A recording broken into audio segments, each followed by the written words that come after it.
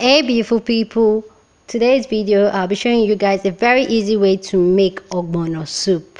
So that's what today's video is.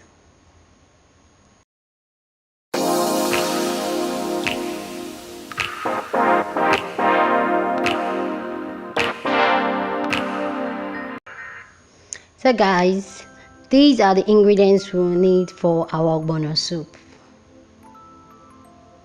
So now let's get cooking. So the first thing I'll do, I'm going to prep my meat. So I'm adding my stock cube. I'm using goat meat today. You can use whatever meat that rocks your boat, whatever meat, you can use it. So I'm just going to add my chopped onions to it.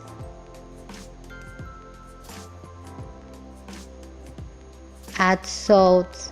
So whatever meat, and you don't really need to over season your meat for your ogbono soup. So I'm going to add water to it, and yes, I'm using sachet water, pure water, aka pure water. You don't want to ask me why. So I'm adding water to it. So I'm just going to set it on fire for it to cook till the meat is soft and tender. So while the meat is cooking, I'm going to grind all the ingredients that need to be ground. Like that's it. So this is our ogbono. Our ogbono is grind. So we're going to prep our ogbono down. So what you need to prep your ogbono is your palm oil. So you want your, I'm going to pour palm oil to it. You want your ogbono to be well mixed with the palm oil. You want it to be saturated with the, like it should be well mixed with the palm oil. So, and this is going to help to remove any lumps that's in the ogbono. So as you're mixing the palm oil, you're using your spoon to press down any lumps that you can feel or see in your ogbono. So I'm done. I'm going to mix it. You can add more palm oil if you want once it's saturated, but this is how I like mine. Not too much oil, but if you like one more oil, you can go ahead and add it here and add more oil and mix it properly. So I'm just going to set this aside, and then let's check our meat. Our meat is ready now. So you can see the meat stock water has reduced. So I'm going to add more water. So we're not using any other pot. This is the pot we're going to cooking everything. So I'm going to add more water. I'm adding about 1 liter of water to it. The ogbono I'm using is that tin tomato cup, that small tin tomato cup. So that's what I'm using for my ogbono soup today. So I don't really like my ogbono soup to be very runny. I like it very, very thick. So if you know you want your ogbono to really, really draw, not add too much water. So I'm going to add my blended dry pepper. All my ingredient that needs to be ground has been ground down. So this is the dry pepper. You don't want to use fresh pepper, remind you, on while cooking your ogbono. So I'm adding my grounded crayfish too. Add the crayfish as much as you want. Same thing with the pepper. Add to taste, the way you like your pepper, add to it. So I'm adding a seasoning cube to it, just to give it taste. So I'm going to allow this to boil for, let's say, like 2 minutes, and then I'll add my dry fish. I mean dry fish, not fresh fish. Ogbono soup, I advise don't ever use a fresh fish for your ogbono soup. And I like the taste of dry fish in it. If possible, use those catfish that they burn and dry. So that's what I'm using. So I'm just going to allow everything to cook and boil, and then we get cooking. So you can see it, but this will literally take like 2 minutes, a minute, 2 minutes.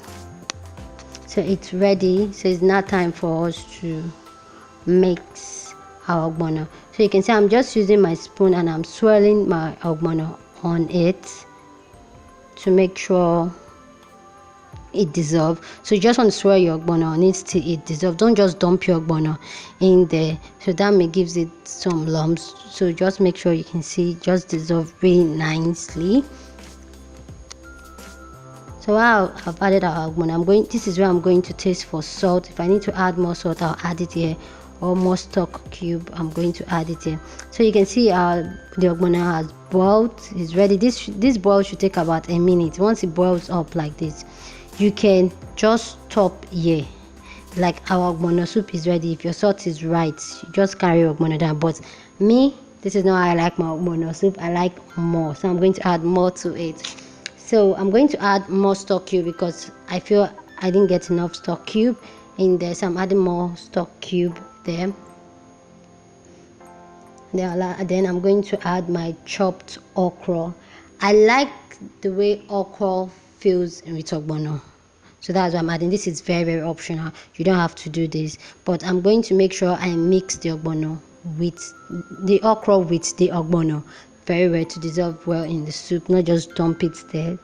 It should not go and stay in one place. So I'm going to just make sure I dissolve the okra in there.